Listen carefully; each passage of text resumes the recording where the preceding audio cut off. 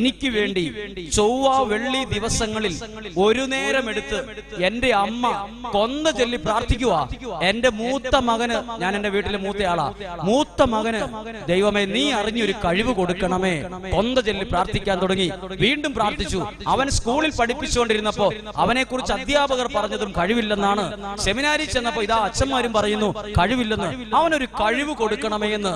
ഇപ്പോൾ ഈ പ്രിയപ്പെട്ടവരായ നിങ്ങൾ ഇവിടെ ഇരിക്കുമ്പോ എനിക്ക് നല്ല ഉറപ്പുണ്ട് എന്നേക്കാൾ വിദ്യാഭ്യാസം ഉള്ളവരായി ഇവിടെ ഇരിക്കുന്നതെന്ന്.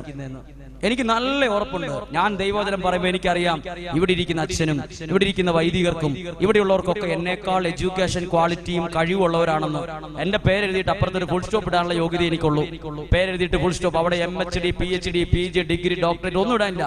അതിന്റെ പുറകുവശത്ത് ഇടാനില്ല, മുൻവശത്ത് ഇടാനൊന്നുമില്ല. എന്നേക്കാൾ നല്ല പഠിപ്പുള്ളവരും ഇംഗ്ലീഷ് ജ്ഞാനമുള്ളവരും ഉള്ളവർ ഇവിടെ ഇരിപ്പുണ്ടെന്ന് എനിക്കറിയാം. നിങ്ങളുടെ മുമ്പിൽ നിൽക്കാൻ മാത്രമുള്ള യോഗ്യതയൊന്നും എനിക്ക്